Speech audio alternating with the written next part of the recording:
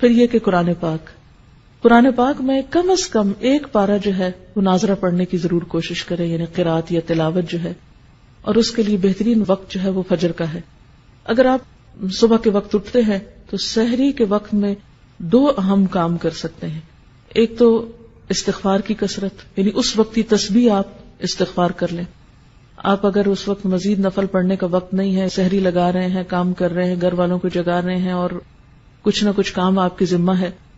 تو چلتے پھرتے استغفار کو لازم کر لیں، کیونکہ تیسرے پارے میں آپ نے پڑھا تھا سحری کے وقت وہ استغفار کرتے ہیں، تو اس وقت آپ کثرت سے استغفار کریں۔ دوسری بات، وہ جو سورۃ آل عمران کا آخری رکوع حضور صلی اللہ علیہ وسلم سویرے اٹھ کے وضو سے پہلے پڑھتے تھے، کوشش کریں کہ اسی طرح پڑھ سکے۔ اگر زبانی یاد کر لیں تو بہت اچھا ہے، اگر نہیں بھی تو کہیں پر لکھ کر لگا دیں اور اس کو پڑھیں، کیونکہ یہ سنت پر عمل ہو جائے گا۔ اب ہوتا کیا کہ عام طور پر خواتین کیا کرتی ہیں، آپ نے سحری کی، مرد حضرات تو چلے گئے مسجد، آپ پیچھے سے کچن صاف کرنا شروع کر دیتے ہیں۔ کچن ہو جائے گا صاف، ہٹ جائیے وہاں سے، آئیے مسواک بہت اچھی طرح کیجیے اور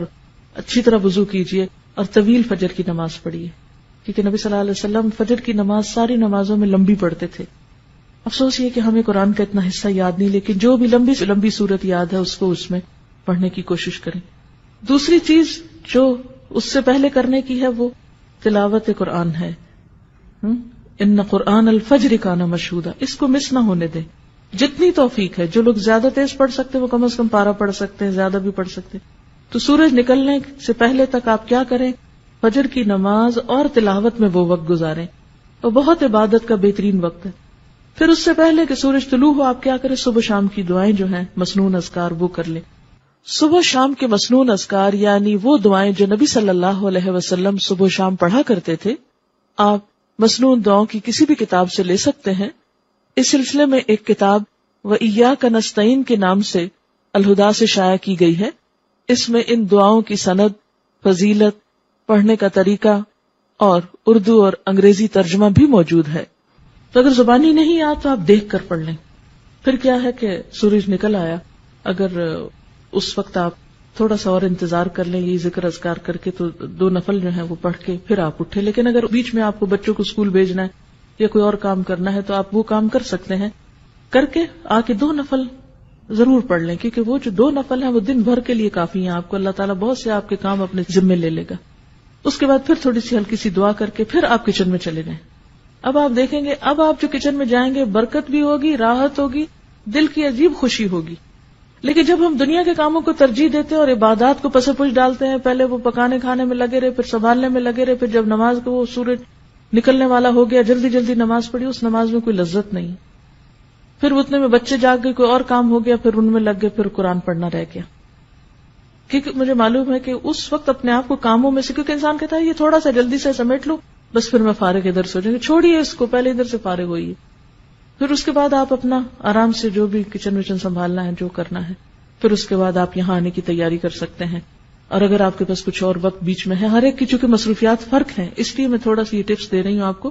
ہو سکتا ہے آپ تو اس سے بہتر پروگرام رکھتے ہوں، لیکن شاید میرے جیسوں کو کچھ ضرورت ہو اپنے آپ کو روٹین میں اس طرح لانے کی،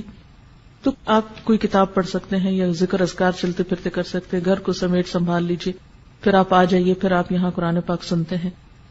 کیونکہ علم کے رستے پر ایک ایک قدم جو انسان نکل کر آتا ہے اس کا بے پناہ اجر ہے، اور مل بیٹھ کے جو ہم پڑھتے ہیں اس کی ایک اور ہی برکت ہے۔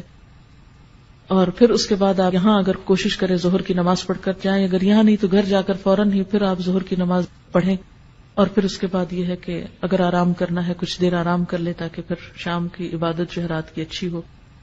تو پھر اس کے بعد ہر ایک اپنے اپنے روٹین کا کام کر سکتا ہے۔ پھر خاص طور پر افطار کے قریب جو ہے وہ تھوڑا سا اپنے آپ کو روحانیت کی طرف پھر لائیں، افطاری لگا لیں، کر لیں جو بھی کرنا ہے، 5 منٹ دیں، 3 منٹ دیں، 2 منٹ دیں، 10 منٹ دیں، حسب توفیق جو کسی کو اویلیبل ہے۔ کہیں پر بھی ہیں آپ، اپنے گھر میں یا کہیں افطار کرنے گئے ہیں یا کوئی آپ کی طرف آیا ہے یا آپ کسی گاڑی میں بیٹھے ہوئے ہیں، افطار سے پہلے کے چند لمحے انتہائی قیمتی ہیں، دعاؤں کی قبولیت کا وقت ہے، اس میں پھر